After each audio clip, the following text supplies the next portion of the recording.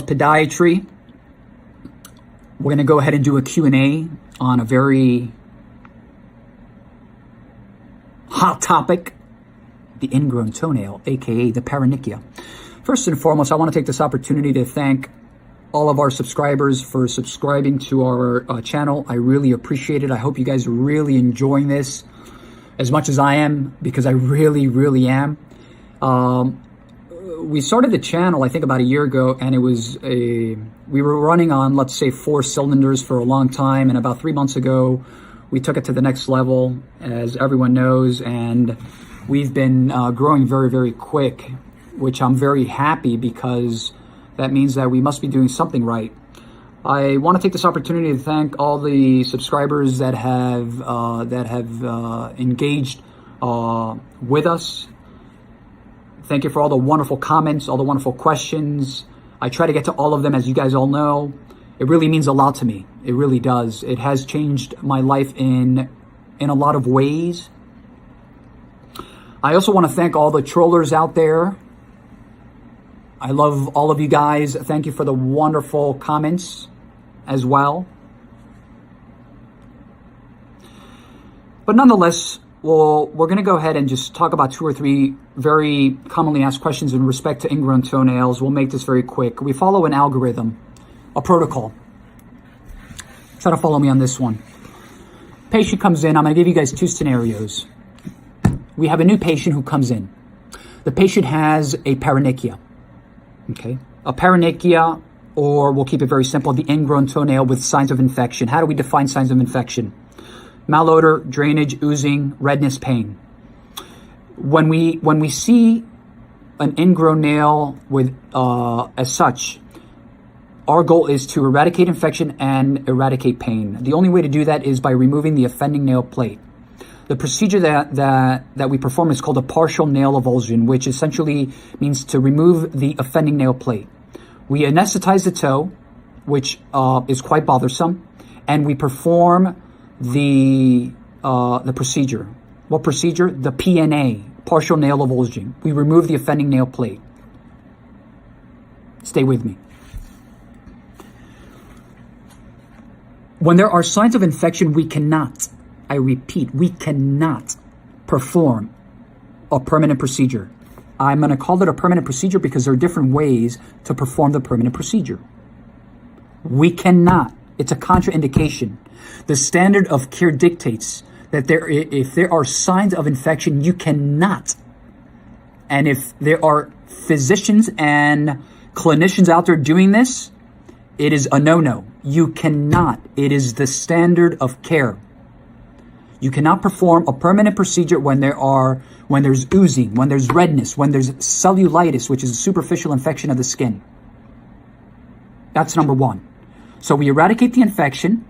If this is a new patient comes back several weeks, months later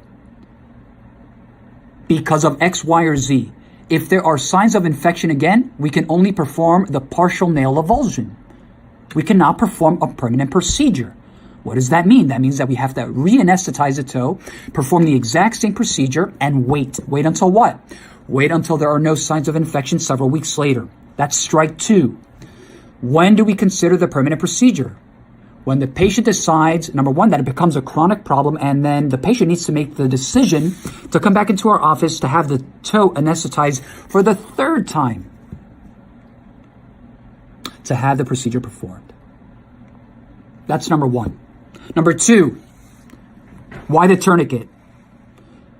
I've said it before and I'll say it again.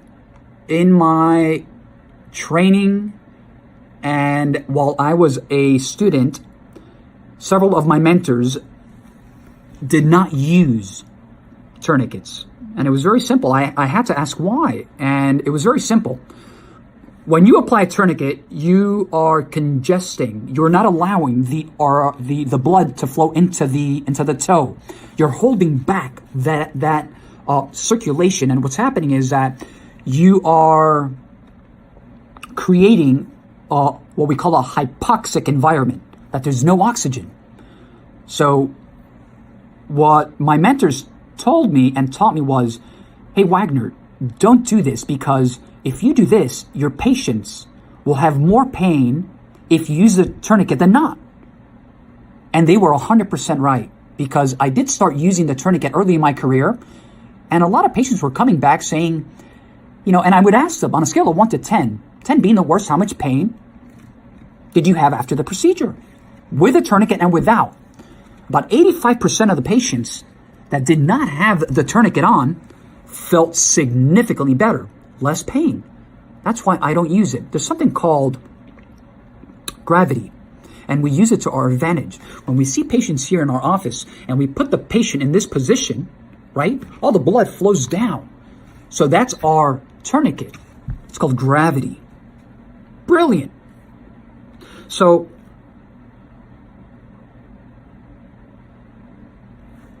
I'm going to tie this question as well into, now that we're talking about the tourniquet. When is it the only time that we use a tourniquet here at Jaws Podiatry is when we perform a permanent procedure. That's it. There should be no other time or reason, unless someone does not, a doctor, physician, or clinician, they may not feel comfortable with just, seeing a little bit of blood if they're performing only a PNA without the chemical or the permanent procedure. There's no need. Okay? Only time we use a tourniquet is when we perform a permanent procedure that the area needs to be totally and completely free of any blood. Because the blood will dilute, if we use a chemical, it will dilute the chemical itself, the percent, the strength.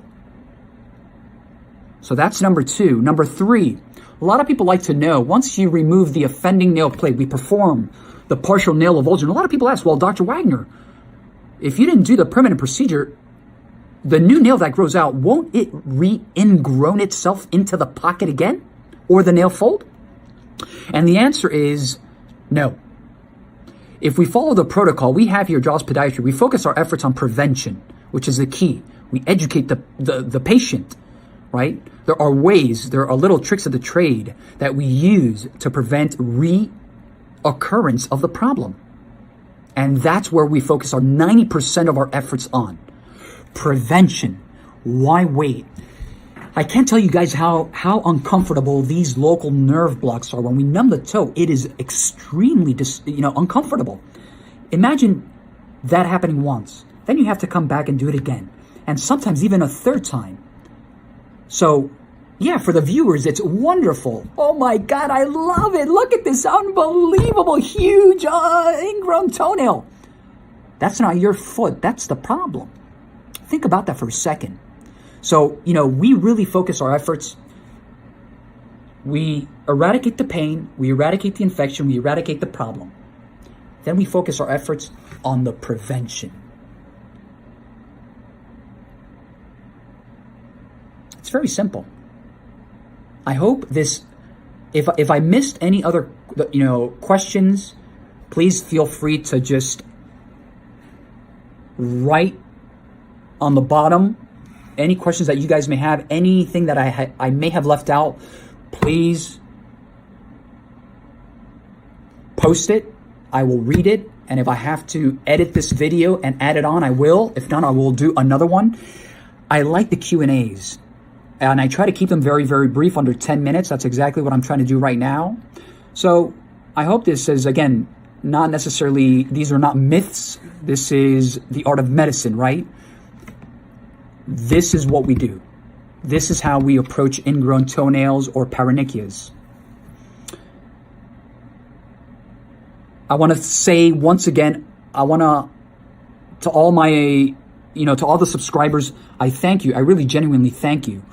From all continents and all places of the entire world, it's absolutely incredible. The power of social media. I will continue to do what I do.